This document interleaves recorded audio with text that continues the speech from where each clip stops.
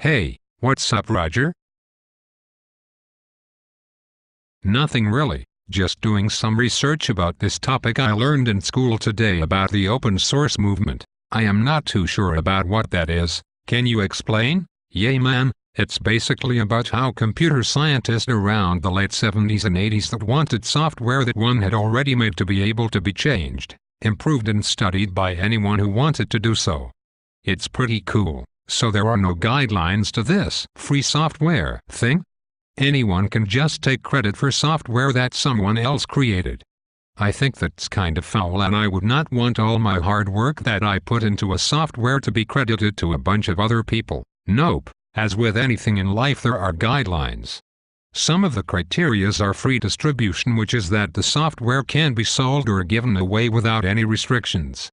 Source code entails that all software must contain source codes and must be able to be distributed in source code. If the software does not contain source code, it must have another way to be transferred into source code.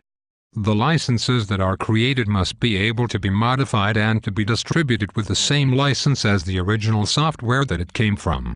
There are quite a few other ones, and they all protect the different people who are into the open source movement. Are there any open source software that I may know about? Actually there are, and one of them is one you use on all your assignments. Wikipedia is one, and so is Google. So you're basically being introduced to the open source movement all the time. That's pretty cool. Now what if I wanted to help out with this movement? How could I do so?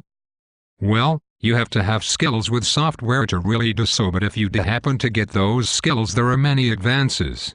Some advances are financial awards. It is pretty cheap to be involved with the movement, seeing that it doesn't take a lot of money to adapt software.